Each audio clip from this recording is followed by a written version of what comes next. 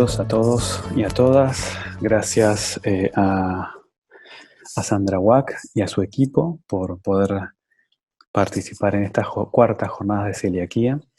Me alegra mucho poder aportar una perspectiva desde la psiquiatría y la salud mental positiva en estos momentos tan complejos que nos tocan vivir en todo sentido. Así que agradezco y considero oportuno porque el abordaje tanto de la enfermedad celíaca como de otras condiciones clínicas debería ser y debe ser interdisciplinario, ¿sí?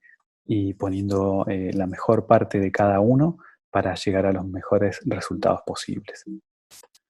Entonces, en primer lugar, bueno, yo soy médico psiquiatra, pertenezco al movimiento de la psiquiatría positiva. Estamos trabajando con diferentes organizaciones y asociaciones, ¿sí? En actividades de psiquiatría positiva, con ese fundamento, básicamente, y para que quede de alguna manera claro, la psiquiatría positiva apunta al bienestar y a la prevención, incluyendo las intervenciones biológicas y farmacológicas que estén validadas y en la medida en que sean necesarias, pero poniendo el foco sobre todo en la resiliencia y en las características sociales, psicosociales positivas que tenemos las personas y en los factores medioambientales que nos constituyen.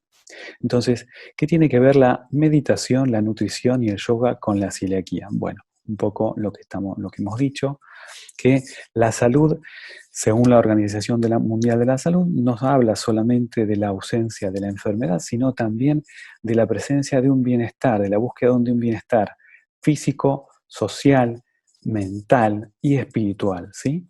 Y desde esta perspectiva de salud mental positiva, tenemos la oportunidad integral e interdisciplinarmente de buscarla. La psiquiatría positiva, entonces, algunos tips para entrar de lleno al tema, pero ¿cuál es el marco, el sustento teórico? Es que la psiquiatría positiva complementa y mejora el modelo existente de la psiquiatría. Para marcar algunas diferencias, tenemos que el enfoque de la psiquiatría tradicional es sobre las enfermedades mentales y la psicopatología, en tanto que la psiquiatría positiva enfoca en personas que sufren o están en riesgo de desarrollar enfermedades mentales o físicas. Y enfoca también en fortalecer los atributos positivos, las fortalezas, y tiene una base biológica. Todo lo que investiga y construye lo hace desde la ciencia. Bien, ¿cuáles son los componentes principales? No vamos a indagar mucho porque llevaría mucho tiempo, pero básicamente tener en cuenta que todos nosotros tenemos factores innatos positivos, ¿sí? Como la resiliencia, el optimismo, ¿sí? La sabiduría, que se pueden desarrollar. Y en la medida que los desarrollamos, generamos bienestar. A su vez tenemos otros factores medioambientales, ¿sí? Como lo que nos tocó de la familia, el apoyo social, ¿sí? Y los determinantes de la salud que también inciden en nuestro bienestar. ¿Qué pasa en estos momentos tan difíciles, nunca vistos? Nunca se vio una pandemia así y que dure tanto, ¿sí? Por lo menos no hay registro histórico, luego vamos a ver una investigación al respecto, pero impacto psicológico de la cuarentena por COVID.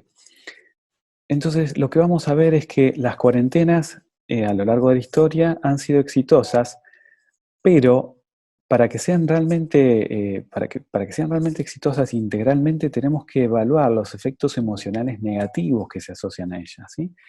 La Organización Mundial de la Salud recomienda revisiones bibliográficas y en este caso estuvimos revisando una revisión bibliográfica que incluyó más de 3.000 papers, ¿sí? De cuarentenas, ¿sí? Específicos de cuarentenas, por ejemplo del SARS, del ébola, de la influencia equina, ¿sí?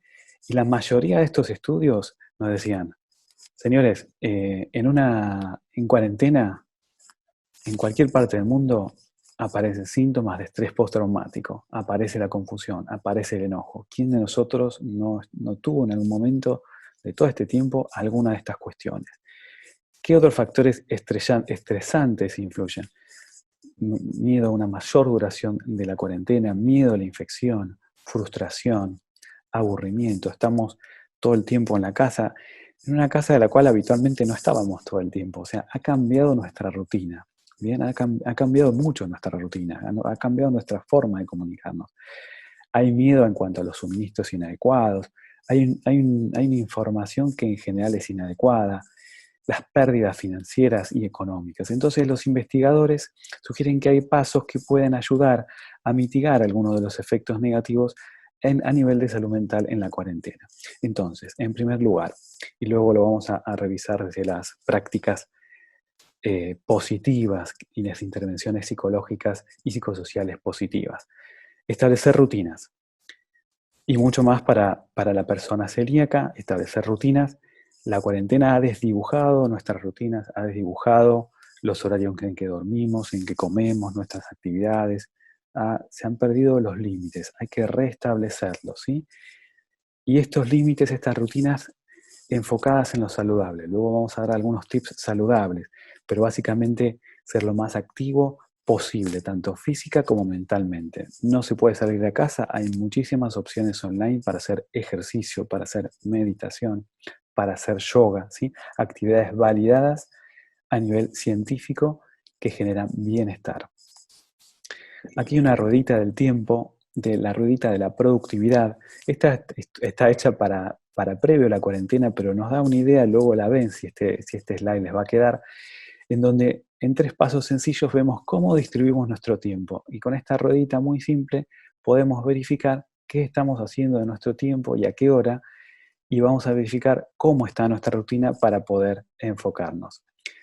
Combatir la frustración y el aburrimiento. Bueno, el dominio personal y la capacidad de afrontamiento es la capacidad de llevar adelante el timón del barco, pero para eso tenemos que tener un puerto donde queremos llegar. La frustración y el aburrimiento vienen con esta sensación de no estar detrás de nada. Entonces, poder encontrar algo en que nos sintamos útiles, que generalmente esto tiene que ver con actividades con los demás. Bueno, hacer planes, ¿sí? Hacer planes, tener proyectos. Comunicarnos. Estar aislado no es estar solo. Eh, Estar en contacto con las personas que queremos, con los allegados, hacer comidas, o sea, organizar almuerzos.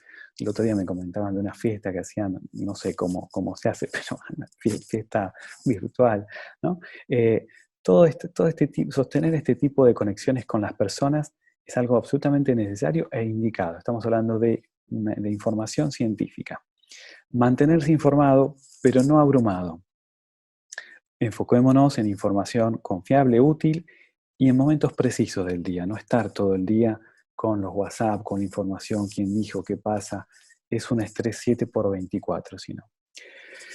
Los niños, bueno, recordemos, los chicos también están estresados. Tenemos que hablar, tranquilizarlos, tenemos que mantener la estructura del hogar. Ellos son los que más necesitan en este momento nuestros comportamientos saludables y positivos, ¿sí? Y que nosotros logremos nuestro bienestar y los podamos transmitir, ¿sí? Y recordar por qué estamos haciendo esta pandemia, que es para ayudar a aplanar la curva, para dar tiempo a los servicios de salud a poder atender a las personas que caen infectadas y que estamos ayudando, no solo ayudándonos, sino básicamente ayudando al otro. Entonces, desde estas apreciaciones, de estas indicaciones, vamos a estas características psicosociales positivas, ¿sí? Que habíamos dicho, y que resultan más predictores del bienestar de lo que incluso es la salud física. Aquí vemos un cuadro del envejecimiento, de la paradoja del envejecimiento exitoso, en donde habla que personas, un estudio, ¿no? Un estudio con una N muy grande, por lo que vemos acá, en donde personas con un buen desarrollo de estas características psicosociales positivas tenían un bienestar mental que iba incrementando conforme la edad, incluso, incluso frente a condiciones clínicas desfavorables que sobrevienen con la vejez y o con las condiciones de enfermedad crónica. Entonces, estos rasgos psicológicos positivos son predictores de bienestar y además tienen un impacto positivo sobre la longevidad. En las jornadas saludables, en Facultad de Medicina el año pasado, hablábamos de la telomerasa y la telomerasa como la enzima que construye los telómeros y que tienen que ver estos con la longevidad y con la vitalidad de la célula y por ende con la longevidad de la persona. Entonces, hay un impacto positivo sobre la actividad de la telomerasa, algo biológico y demostrado, ¿sí? A partir de la construcción y del avance de estos rasgos psicológicos positivos. Los facilitadores de salud y bienestar tenemos los más importantes, los rasgos más importantes, podríamos decir que son la resiliencia, ¿sí? Que es la resiliencia en pacientes con una condición de enfermedad, se asocia a conductas médicas deseadas, a un autocuidado y está asociada a una mayor longevidad. La resiliencia transmite la capacidad de doblarse sin romperse. Dice Bailan, son las cosas que van bien en la vida en lugar de las que salen mal, las que le dan forma al futuro. La resiliencia tiene un riesgo más bajo de todas las causas de mortalidad. Entre pacientes con enfermedades físicas, la resiliencia está asociada a una salud física mejorada por este autocuidado y esta adherencia a los tratamientos. También está asociada la resiliencia a la mejor salud y bienestar emocional. Entonces, ¿cuáles son las intervenciones que podemos? Tenemos intervenciones para resiliencia del tipo de las intervenciones psicosociales positivas, como terapia del bienestar, terapia de la estructuración de emociones. Hay una cantidad de psicoterapias de la psicología positiva, pero vamos a enfocarnos en lo que podemos hacer en casa. ¿Qué podemos hacer en casa? Rutinas. Rutinas saludables. Dieta, actividad física, ejercicio, tener un buen sueño, tener hábitos, regularizar nuestros hábitos, fomentar la espiritualidad, que no es lo mismo que la religión. La espiritualidad habla de buscar algo superior a lo cotidiano. La medicina complementaria y alternativa es un enfoque que está incluido en la psiquiatría positiva y que es integrador y busca el bienestar desde estos diversos enfoques, incluyendo elementos e intervenciones no farmacológicas basadas en la evidencia como el yoga, la meditación, ¿sí? Bien, el optimismo, un dato, los adultos optimistas son más propensos a llevar a cabo conductas saludables que los pesimistas. Estos estudios nos muestran, ¿sí?, esta situación. La sabiduría relacionada con conductas prosociales, la sabiduría definida, hay muchas definiciones de sabiduría, pero hablamos de aquella sabiduría en la que estamos, en la que se comparte el conocimiento, ¿sí? La sabiduría es importante para la habilidad de supervivencia de un adulto. La sabiduría, hay estudios que muestran que a mayor sabiduría, menor grado de soledad. Y esto es muy importante y en estas épocas. Poder desarrollar la sabiduría, poder desarrollar conocimientos, tiene que ver con, es inversamente proporcional a la soledad. Entonces, alta frecuencia de eventos adversos a la salud en soledad en adultos en la comunidad. El rol de la sabiduría como factor preventivo. Aislado no es solo. Y luego pasamos, como para ir cerrando, ya estamos pasados, en algunos factores medioambientales positivos que están tocados por esta pandemia, estamos afectados, o sea, por ejemplo, la atención médica regular, ¿sí? Las actividades habituales que hacíamos están afectadas. Entonces, vamos a hablar dentro de la medicina complementaria, alternativa e integradora, ¿sí?, algunas intervenciones mente-cuerpo, ¿sí? Intervenciones como el ejercicio físico, como la meditación y la respiración consciente, como el yoga, prácticas de mindfulness con mucha evidencia científica para muchísimas condiciones de salud, tanto física como psíquica, ¿sí?, con efectos neuroplásticos en el cerebro. Y estudios, por ejemplo, hay estudios, censos que hacen en Estados Unidos y en otras partes del mundo, donde muestran un incremento de la utilización del yoga, un incremento de la utilización de la meditación. Se triplicó la meditación en los últimos años, se duplicó el yoga. Las mujeres hacen yoga y meditación 2-1 en relación a los hombres, ¿sí? Y en cuanto a los beneficios del yoga, hay metaanálisis, un metaanálisis muy importante que se hizo se evaluaron de los últimos 60 años todos los estudios de yoga que se hicieron.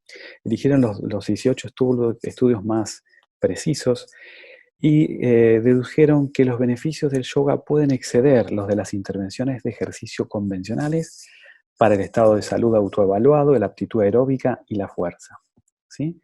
Otras prácticas meditativas, Tai Chi, Qigong, todo esto, ¿para qué lo estamos diciendo? Todo esto, este es un buen momento, tenemos tiempo, todo esto está muy a disposición en las redes, nosotros de la organización, hay muchísimas otras organizaciones que están brindando esto gratuitamente, practíquenlo, empiecen a introducirse en estos aspectos, en estas intervenciones positivas que generan bienestar, ¿sí? Intervenciones mente-cuerpo que mejoran la clínica, ¿sí? Y ganamos resiliencia, ¿sí?